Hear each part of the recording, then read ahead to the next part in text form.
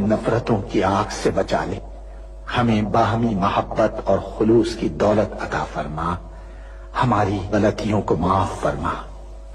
ہم اپنے گناہوں سے توبہ مانگتے ہیں، ہماری توبہ قبول فرما۔ اے ہمارے رب، ہم سے بھول چوک میں جو قصور ہو جائے ان پر گرفت نہ فرما۔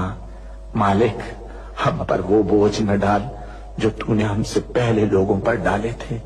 پروردگار، جس بار کو اٹھانے کی طاقت ہم میں نہیں ہے وہ ہم پر نہ رکھ، ہم سے درگزر فرما، ہم پر رحم کر۔ تو ہمارا مولا ہے، کافروں کے مقابلے میں ہماری مدد فرما۔ اے اللہ، دشمنوں کے شر سے ہمیں محفوظ رکھ۔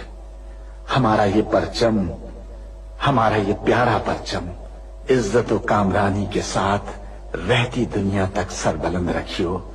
اے اللہ، اپنے رحم و کرم سے اور اپنے فضل سے اس سرزمین پاک کو معدنیات اور قدرتی وسائل سے مالا مال فرما دے۔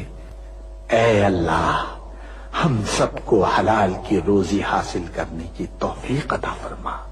اے اللہ، ہماری سرزمین پاک کو ہر برائی سے پاک کر دے اور ہمارے ملک کو ساری دنیا میں عزت و شوکت عطا فرما دے، اور پاکستان کو صحیح معنی میں اسلام کا مضبوط قلعہ بنا دے۔ ہمیں، ہمارے والدین، ہمارے اہل و عیال اور تمام مومن مسلمان مردوں اور عورتوں کو بخش دے۔